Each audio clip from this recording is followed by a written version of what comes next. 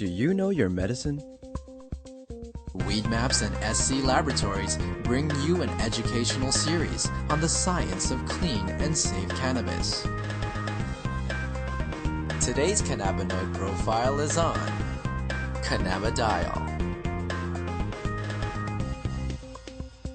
Cannabidiol, or CBD for short, is the second most prominent compound found in the cannabis plant. A lot of the medical benefits of cannabis that are attributed to THC or other cannabinoids are actually due to the CBD content of the cannabis. It has very strong anti-inflammatory properties.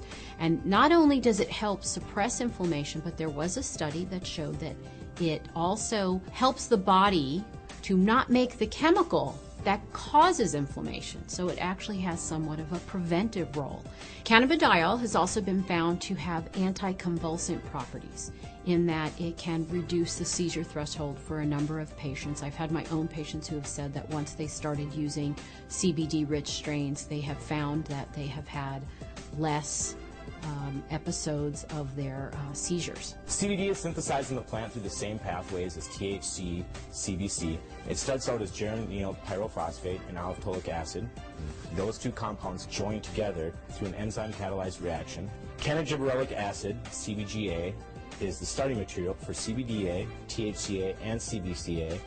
So CBDA synthase, if it's found in large enough amounts, will take this cannabidiolic acid and make it into cannabidiol carboxylic acid, which is CBDA.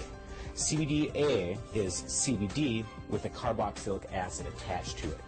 Now, with heat or through time, this carboxylic acid will naturally release from the compound, as it is very unstable, and become CBD. This process right here, where we lose this carboxylic acid, happens at about 80 degrees Celsius. A number of studies were done where they actually gave patients an overdose of THC to see what would happen when they then added CBD. And CBD completely turned around the negative effects of an overdose of THC without changing the levels of THC in the blood.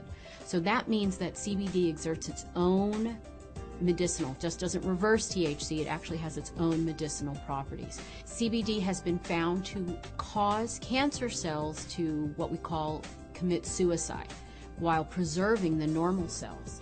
And what appears to happen is it appears to bind to the receptors on the cancer cells, which then induce the cancer cell to kill itself.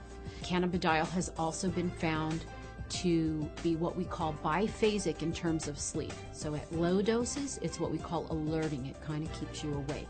At higher doses, it can be very sedating and cause you to sleep. But what's nice about that is you can control whether or not you are alert or you're feeling tired. When I started testing cannabis about 2 or 3 years ago, we saw virtually no high CBD plants. Almost every plant we tested was high in THC, anywhere from 10% to 20% THC, with some outliers on either end. Some plants would have maybe 1% CBD at the max, 1.5% CBD at the max. Now that we've been testing for a while, we see anywhere from 8 to 15% CBD and maybe 5 or 6% THC in these strains. Some strains we get a 50-50 ratio. It can happen in all different ratios, but what it is it's a recessive gene in plants.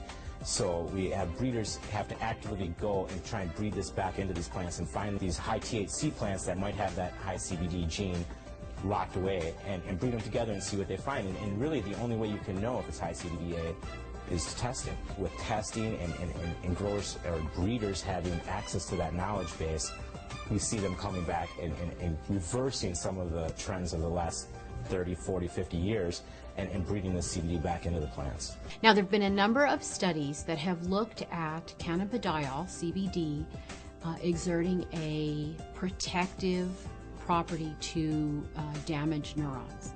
And it appears that in the studies, CBD protects the nerves by inhibiting the process by which nerves are damaged. CBD has also been shown to protect against a brain injury when patients or lab animals have had a brain injury. CBD appears to protect the brain from damage that occurred to the nerve cells.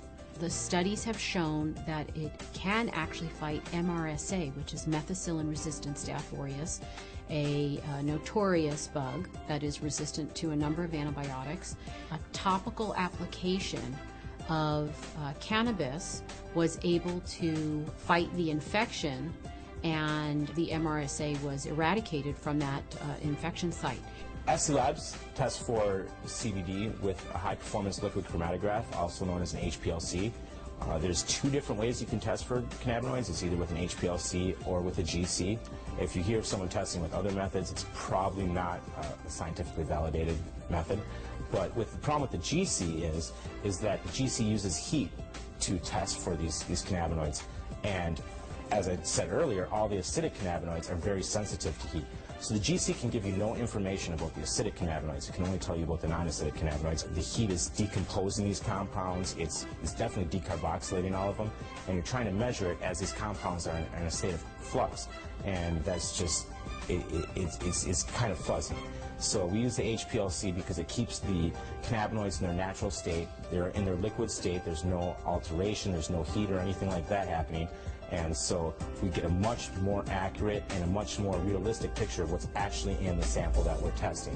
One of the important things for people to understand about cannabidiol is it is not psychoactive. That means it does not change your mood, your mentation, the way that THC has psychoactive properties and can actually cause what we call the high. CBD does not do that. For patients who are not interested in the THC effect but are interested in the CBD effect, this is a terrific choice for them to have.